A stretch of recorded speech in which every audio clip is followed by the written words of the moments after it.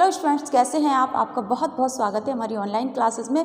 तो स्टूडेंट्स, हमने अपना काव्य खंड, गद्य खंड दोनों ही समाप्त कर लिया है और आज हम जानेंगे अपने लेखन कार्य के बारे में। लेखन कार्य भी ऑलरेडी हम स्टार्ट कर चुके थे, अनुच्छेद लेखन हमने सीखा था और आज हम जानेंगे पत्र लेखन के बारे में। तो पत्रों को हम कैसे लिख सकते हैं, किस किस तरह के पत्र होते हैं, यही सब आज हमें बात करनी है। तो स्टूडेंट्स, सबसे पहले जानते हैं कि पत्र लेखन में कौन कौन से पत्र बहुत इंपॉर्टेंट होते हैं जो हमसे अक्सर परीक्षाओं में पूछे जाते हैं। तो उनमें सबसे पहले होता है हमारा औपचारिक पत्र। देखिए, पत्र जो होते हैं वो दो तरह के होते हैं। आप समझ सकते हैं कि आजकल डिजिटल ज़माना है, डिजिटल पूरा समय हमारा डिजिटल हो गया, हर चीज़ डिजिटल हो गई, लेकिन अभी भी पत्र लेखन की उतनी ही वैल्यू है, उतना ही महत्व है जितना कि पहले कभी हुआ करता था। उससे थोड़ा कम जरूर हुआ है, पर ऐसा नहीं है कि पत्र लिखना अब हमें सीखना ही नहीं है, क्योंकि अभी भी बहुत सारे क्षेत्र ऐसे हैं जहां आपको पत्र लिखना ही पड़ेगा। तो आपको ये जान लेना बहुत ज़रूरी है कि पत्र लेखन की कौन कौन से दो प्रकार होते हैं। तो आप सबसे पहले, पत्र हमारे दो तरह के होते हैं, एक औपचारिक पत्र और दूसरे अनौपचारिक पत्र। तो स्टूडेंट्स, सबसे पहले आज हम बात करेंगे औपचारिक पत्रों के बारे में। औपचारिक पत्र किसे कहते हैं?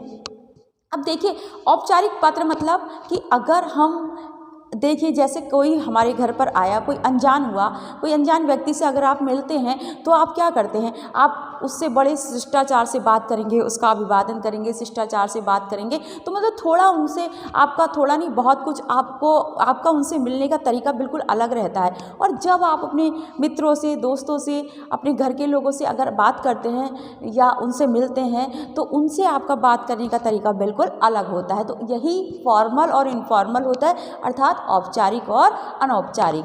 ठीक है, तो हम अनौपचारिक पत्र के बारे में बात करेंगे। तो अनौपचारिक पत्र ऐसे पत्र होते हैं जिनको हम ऐसे लोगों को लिखते हैं जिनसे हमारा कोई रिश्ता नहीं होता।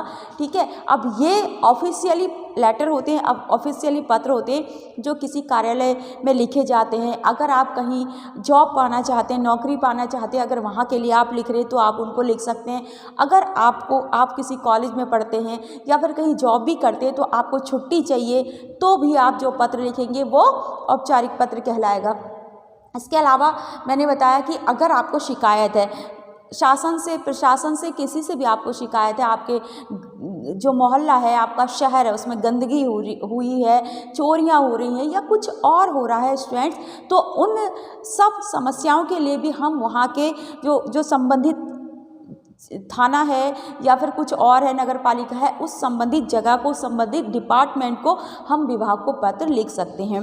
तो ये सारे पत्र ऐसे जिसको हम किसी दूसरे को लिखते हैं, यानी कि दूसरों को तो लिखे जाते हैं, लेकिन ऐसे लोगों को जो हमारे अपरिचित होते हैं उनको अगर हम लिखते हैं तो उन पत्रों को हम औपचारिक पत्र कहते हैं। यस, आप इतना तो समझ गए। और आप जानते हैं कि आपने पत्र लिखना तो फर्स्ट क्लास से सीखा था, जब आप फर्स्ट स्टैंडर्ड में पढ़ते थे तब से आप पत्र लिख रहे हैं। और ऐसा नहीं कि आपको पत्र लिखना नहीं आता, लेकिन फिर भी आपको जान लेना जरूरी है, क्योंकि परीक्षाओं में आपसे 5 नंबर का क्वेश्चन पूछा जाता है। स्टूडेंट्स, आपको मैंने पहले भी बताया था, अभी एक बार और रिपीट करती हूँ कि आपको परीक्षा में 2 तरह के पत्र लिखने के लिए आएंगे, एक औपचारिक, एक अनौपचारिक। लेकिन आपको दोनों नहीं लिखने, आपको केवल एक लिखना है जो 5 मार्क्स का होगा।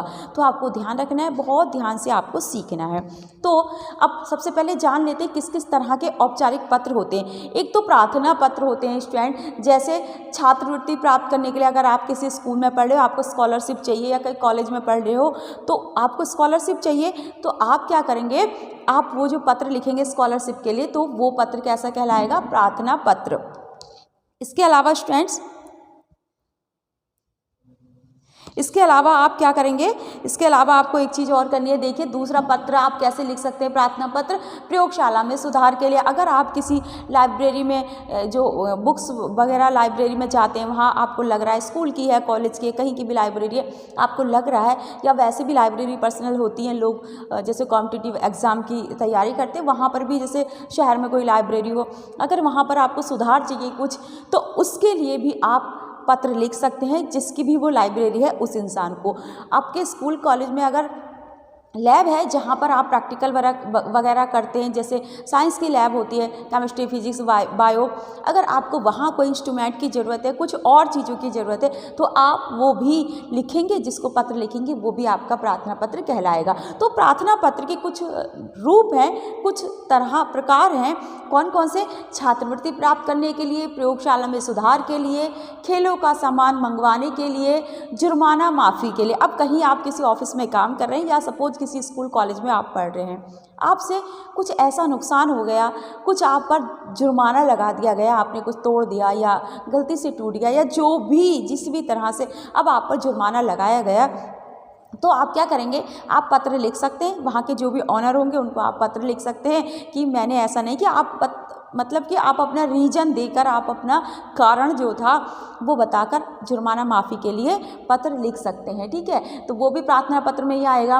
अवकाश प्राप्ति, वो तो आप हमेशा फर्स्ट क्लास से लिखते आए हैं। अगर आप बीमार हैं, आपको शादी में जाना है, आपको छुट्टी लेनी है, ऑफिस में आप जॉब करते हैं तो भी, और अगर आप जॉब नहीं करते, आप पढ़ते हैं, आप स्टूडेंट्स हैं, तो भी आप जो पत्र लिखते हैं वो भी प्रार्थना पत्र में आएगा। यस। अब दूसरा, पहला कौन सा हो गया? प्रार्थना पत्र। दूसरा हो गया आवेदन पत्र। बहुत ध्यान से मेरी बात सुनिए, ये वाली आवेदन पत्र आपसे अक्सर एग्जाम में पूछा जाता है। आवेदन पत्र आपसे लिखने को आता है, आपसे लिखवाया जाता है। इसमें बहुत इम्पोर्टेंट भी है ये, क्योंकि ये जो पत्र होते हैं इनको पढ़कर, अगर किसी ने हमें पत्र लिखा, उसके पत्र को पढ़कर हम जान जाते हैं कि इस व्यक्ति को कितना ज्ञान है, इसका शब्द ज्ञान कितना है, इसको वैसे कितना ज्ञान है, तो ये सारी बातें पता चल जाती है। इसलिए बहुत केयरफुली हमें ये पत्र लिखने होते हैं। अब आवेदन पत्र में सबसे पहले आता है नौकरी के लिए, है ना, नौकरी के हेतु। नौकरी के लिए अगर कहीं आपको जॉब करनी है तो आपको, इसीलिए मैंने बताया कि आपको सीखना बहुत ज़रूरी है। तो नौकरी के लिए अगर आप प्रार्थना पत्र लिखते हैं तो किस किस तरह की नौकरी, आप किसी कंपनी में जॉब के लिए अप्लाई कर सकते हैं। ठीक है, कहीं प्रौढ़ शिक्षा वगैरह के लिए भी आप अप्लाई कर सकते हैं, या फिर बैंक के लिए अप्लाई कर सकते हैं, या फिर किसी स्कूल कॉलेज में अध्यापक अध्यापिका के लिए भी आप अप्लाई कर सकते हैं, यानी आवेदन पत्र लिख सकते हैं। अब इस तरह के आवेदन पत्र जो औपचारिक होते हैं उनमें विषय जरूर लिखा जाता है, आपको ध्यान रखना है। तो आप अगर आवेदन पत्र ठीक से लिखेंगे, किसी इंस्टीट्यूट के लिए आपने लिखा, किसी ऑफिस के लिए अगर आपको वहाँ पर लग रहा है कि जॉब खाली है, आपको चाहिए, आपको करनी है, तो आप वहाँ पर आवेदन पत्र लिखेंगे। तो जो लिखेंगे आप, जो लेटर लिखेंगे, उसमें आपको अपनी खुद की डिटेल भी देनी होगी, और उसी से आपका पता चल जाएगा कि आपका सिलेक्शन होगा कि नहीं होगा। तो बहुत इम्पोर्टेंट हो जाता है यहाँ पर आवेदन पत्र लिखना। अभी मैं आपको बताऊंगी, केवल पहले मैं पत्रों के आपको रूप बता रही हूँ कि किस किस तरह के पत्र होते हैं। तो पहला हमारा कौन सा था? प्रार्थना पत्र। दूसरा आवेदन पत्र। तीसरा है कार्यालयी पत्र। अब आवेदन पत्र कैसे लिखे जाएंगे, आपके पास बुक में भी बहुत सारे लिखे हुए, पर मैं यहाँ पर अभी बता दूंगी। फिर है कार्यालयी पत्र। अब इसमें अध्यक्षता के लिए किसी विद्वान को निमंत्रण पत्र देना। अब सपोज आप किसी ऑफिस में काम कर रहे हैं, या किसी स्कूल में, किसी इंस्टीट्यूट में, कहीं पर भी आप जॉब कर रहे हैं, और आपको ये जिम्मेदारी दी जाए कि आपके स्कूल में कोई फंक्शन होने वाला है, और आपको जिम्मेदारी दी जाए कि हमें किसी गेस्ट को बुलाना है, किसी अतिथि को बुलाना है, तो आप क्या करेंगे? आपको ये जिम्मेदारी दी जाएगी, आप उसको निमंत्रण पत्र लिखिए। तो वो कार्यालय की साइट से होगा, आपका पर्सनल नहीं होगा। पर्सनल निमंत्रण पत्र अगर हम भेजेंगे तो वो हमारा अनौपचारिक में आ जाएगा ना, क्योंकि जान पहचान वालों को देते हैं। लेकिन यहाँ पर कार्यालय की साइट से है, तो इसलिए ये कार्यालयी पत्र में आएगा, और औपचारिक पत्र की कैटेगरी में ये आ रहा है। तो ठीक है, आपको ये भी सीखना है, क्योंकि आप भाई जब जॉब करेंगे और आपको प्रमोशन चाहिए होगा, तो ये सब चीज़ें आनी चाहिए। यस। 4th नंबर पर आता है हमारा शिकायती पत्र एवं अन्य सार्वजनिक पत्र।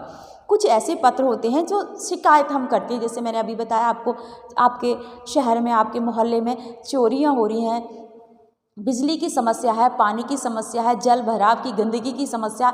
तो इन सारी समस्याओं के लिए आप जो पत्र लिखेंगे, जिस संबंधित विभाग को जो पत्र लिखेंगे, वो पत्र कौन सा कहलाएगा? शिकायती पत्र, और प्लस औपचारिक पत्र की कैटेगरी में ही वो आने वाला है। तो मैं आपको सिर्फ इसलिए ये बता रही हूँ कि औपचारिक पत्र की श्रेणी में बहुत सारे टाइप के पत्र आते हैं। नेक्स्ट है संपादकीय पत्र। अब संपादकीय पत्र में कौन कौन से पत्र आएंगे?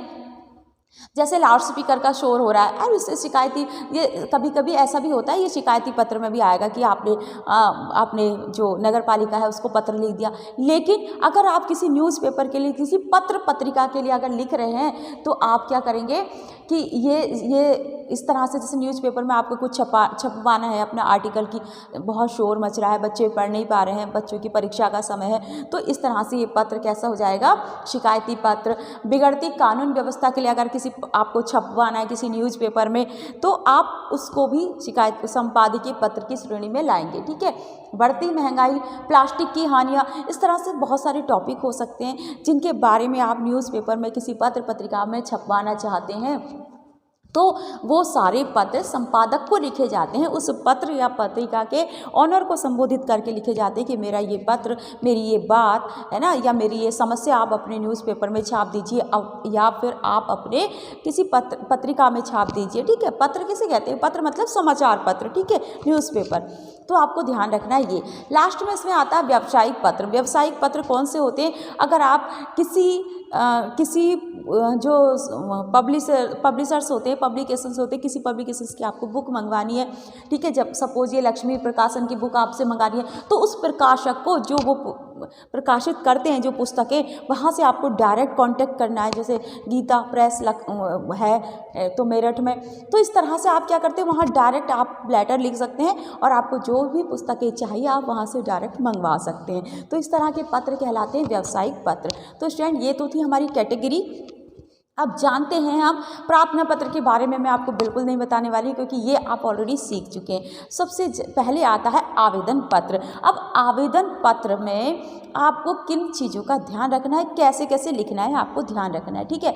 सबसे पहले आपको क्या करना है, जिसको आप भेज रहे हैं, फॉर्मेट आप देख सकते हैं, जिसको आपको पत्र भेजना है, जिस ऑर्गेनाइजेशन के लिए या इंस्टीट्यूट के लिए आप वो आवेदन करना चाहते हैं, उसका सबसे पहले एड्रेस आएगा।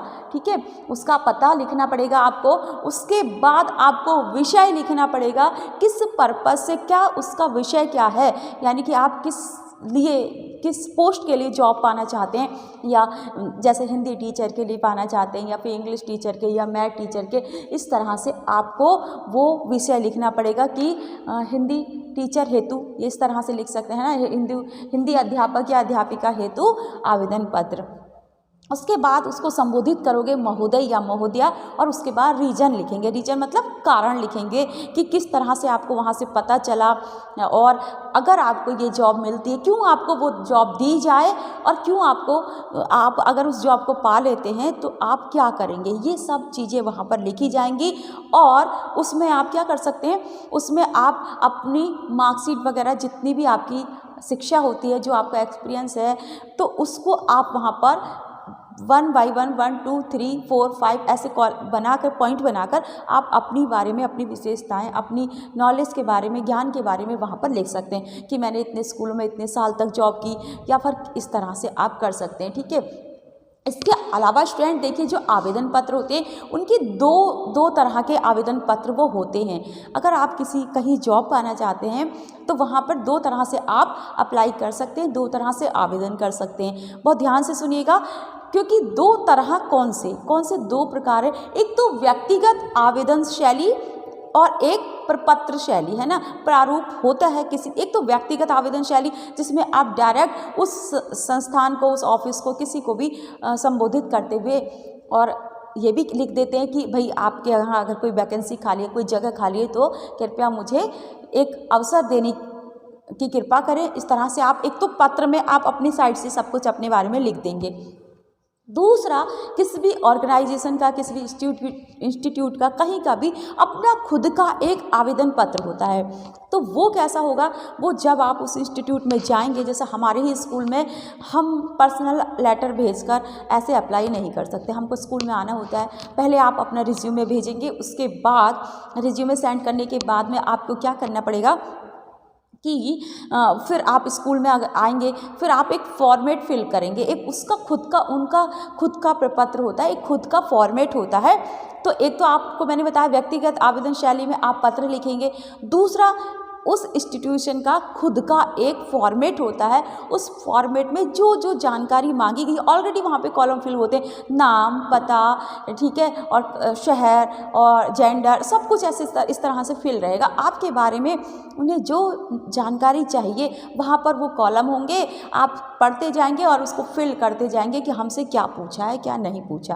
तो यस, तो दो तरह से आप आवेदन कर सकते हैं, लेकिन ज़्यादातर अब ऐसा ही होता है ना, ज़्यादातर जगह में मोस्टली बहुत अधिकतर मतलब कुछ ही % जगह में ऐसा होता है कि आप व्यक्तिगत आवेदन कर सकते हैं, और ज़्यादातर ऐसे ही होता है कि उनका खुद का जो फॉर्मेट होता है उसी को हमें फिल कर कर वहाँ पर जमा करना होता है। यस स्टूडेंट, तो वहाँ पर पता चल जाता है कि आपको कितनी नॉलेज है, आप किस तरह से, सब कुछ उनको आपके बारे में सारा पता चल जाएगा। उनको लगेगा आप एलिजिबल हैं तो जॉब है, और नहीं है तो फिर जॉब नहीं है। यस स्टूडेंट, तो आप समझ गए, आवेदन पत्र लिखना आपको बिल्कुल आ जाना चाहिए, क्योंकि आवेदन अगर आप ढंग से करेंगे तभी आपको जॉब मिलेगी, अदरवाइज आपको जॉब नहीं मिलेगी। ठीक है, तो आवेदन पत्र के कितने रूप हो जाते हैं? 2, एक व्यक्तिगत आवेदन शैली, एक निर्धारित प्रपत्र शैली, हिंदी में इसको यही बोलेंगे। ठीक है, निर्धारित प्रपत्र शैली, उसमें क्या होगा, ऑलरेडी उनका एक फॉर्मेट होता है जिसमें इंस्टीट्यूशन में कहीं पर भी आप जॉब करना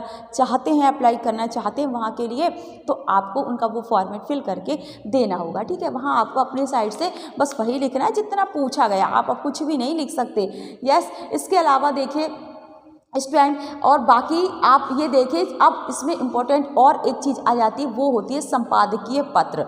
ठीक है, संपादकीय पत्र में आपको क्या करना है, ध्यान रखना कि अगर किसी विषय पर आपको अपना किसी का ध्यान आकर्षित करना है, अथवा अपनी अच्छी या बुरी प्रतिक्रिया अगर आपको व्यक्त करनी है, आपके मन में विचार आ रहे हैं कुछ ऐसे, ठीक है, और समाचार पत्र के संपादक को आप वो अपने विचार भेजना चाहते हैं, आपको लग रहा है कि समाज में कुछ ऐसा गलत हो रहा है या फिर आपको कुछ सुधार करवाने हैं, आपको कुछ ऐसा लग रहा है, तो किसी समाचार पत्र के संपादक को आप एक पत्र भेजेंगे, वो पत्र कहलाएगा या फिर वो पत्र मतलब आप समाचार पत्र यानी कि न्यूज़पेपर वालों को भी भेज सकते हैं, वहाँ पे भी प्रकाशित करवा सकते हैं, या फिर किसी बुक जो मंथली निकलती है, जो वीकली बुक निकलती है, तो उनको भी लोग पढ़ते हैं, उसमें भी आप अपनी वो विचार, वो अपना आर्टिकल, अपना पत्र वहाँ पर भी आप छपवा सकते हैं। तो आप वो पत्र किस तरह के कहलाएंगे, संपादकीय पत्र।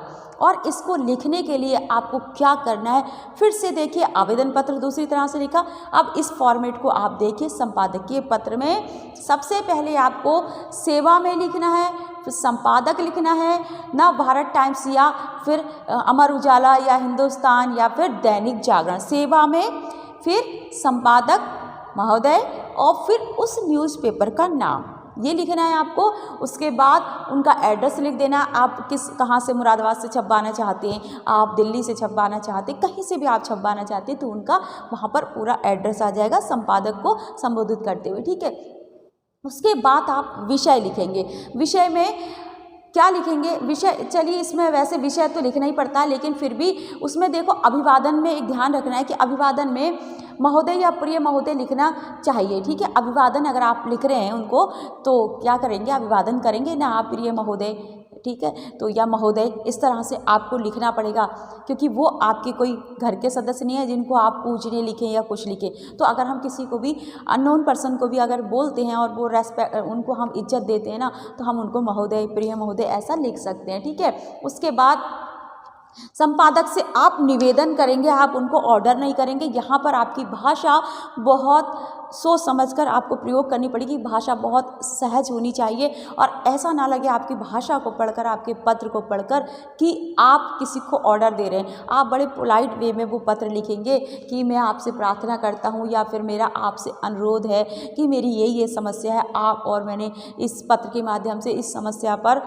प्रश्न चिन्ह लगाने की कोशिश की है, या समाज में मैं ये बदलाव करना चाहती हूँ, और आप इस मेरे पत्र को, मेरे विचारों को अपने पत्र के इस कॉलम में, ठीक है, पाठकनामा बच्चे पढ़ते हैं ना, किसी कॉलम में, अगर स्पेशली कॉलम में छपवाना चाहते हैं आप तो ठीक है, वरना वो संपादक खुद ही छाप देगा, है ना। संपादकीय जो पेज होता है उसमें लिखे जाते लोगों के चिट्ठी, पत्री, विचार लोग छपवा देते हैं। तो आप क्या लिखेंगे कि इस कॉलम में या संपादकीय अपने पत्र में छपवाने की कृपा करें, ठीक है। तो इस तरह से आप संपादक को पत्र लिख सकते हैं। तो इसमें आपको ध्यान रखना है ये कि अगर आपने बहुत सारे ऐसे शब्दों का प्रयोग कर दिया या फिर बहुत सारा लंबा लंबा लिख दिया, बड़े बड़े ऐसे शब्दों का यूज़ कर दिया जिसका अर्थ उनको समझ में नहीं आ रहा है, या फिर आपने ढंग से उसको नहीं लिखा, एक अच्छी भाषा में नहीं लिखा जो समझ में आए लोगों को, तो संपादक को काट छाँट करनी पड़ेगी, ठीक है। और इतना टाइम उसके पास होगा नहीं तो वो आपके विचारों को नहीं छापने वाला। तो आपको ध्यान रखना है कि ऐसी भाषा का प्रयोग करें, इस तरह से लिखें कि अब वो आपके विचारों को, आपके पत्र को ज्यों का त्यों उसमें छाप दे, अपने न्यूज़पेपर में या फिर किसी पत्रिका में छाप दे। ऐसा ध्यान रखना है, उसको काट छाँट ना करनी पड़े कि ये लाइन नहीं छापनी है, ये गलत है, ऐसा नहीं करना चाहिए, ना करें। इसलिए आप बहुत सटीक तरीके से अपने पत्र को लिखेंगे। पत्र छोटा होना चाहिए, टू द पॉइंट होना चाहिए, फालतू की बातें उसमें नहीं होनी चाहिए। केवल जिस समस्या को आप उठाना चाहते हैं, जो आपके विचार है, आप केवल वही बातें वहाँ पर लिखेंगे। तो टू द पॉइंट आपको लिखना ज़रूरी होता है। उसमें किसी प्रकार का संबोधन नहीं होना चाहिए। जो पत्र आप संपादक को लिख रहे हैं वहाँ संबोधन होना चाहिए, लेकिन जो पत्र, जो विचार आप उस न्यूज़पेपर में छपवाना चाहते हैं वहाँ पर आपको कोई भी संबोधन नहीं लिखना, क्योंकि वो जो आपने लिखा वो वैसा का वैसा न्यूज़पेपर में छपेगा और वैसे का वैसा जनता पढ़ेगी उसको, ठीक है। तो जनता पढ़ेगी तो वहाँ किसी को आप संबोधित नहीं कर सकते, तो इसलिए आपको संबोधन उसमें नहीं लिखना है। इसके अलावा सीधे सीधे जनता से वो पत्र संबोधित होना चाहिए, यानी कि जनता के सम्मुख वो जाएगा तो जनता ही उसको पढ़ने वाली है। वहाँ एक नहीं होगा कोई, ना फीमेल ना मेल, वो बहुत सारे होते हैं। तो इन बातों का स्टूडेंट आपको ध्यान देना चाहिए। और लास्ट में संपादकीय पत्र में लास्ट में आपको अपना पता लिखना होगा। तो ये बहुत ज़रूरी है ताकि उन लोगों को पता रहे कि ये वाले विचार किसके हैं। आपने न्यूज़पेपर में संपादकीय पेज पर आप देखेंगे, आपको बहुत सारे आर्टिकल आपको वहाँ पर मिलेंगे और नीचे उन लोगों का नाम मिलेगा कि जैसे सपोज मेरा नाम है ना, मेरा नाम और प्लस नीचे मैंने लिख दिया चंदौसी से, तो सबको पता है कि भाई ये बंदा जिसने लिखा है ना वो चंदौसी में रहता है, तो वहाँ पर ये होना चाहिए, ठीक है। तो ये स्टूडेंट औपचारिक पत्र के बारे में मैंने आपको बताया कि किस तरह से आप औपचारिक पत्र लिख सकते हैं। तो आज के लिए इतना ही, नेक्स्ट वीडियो में फिर मिलते हैं। Thank you.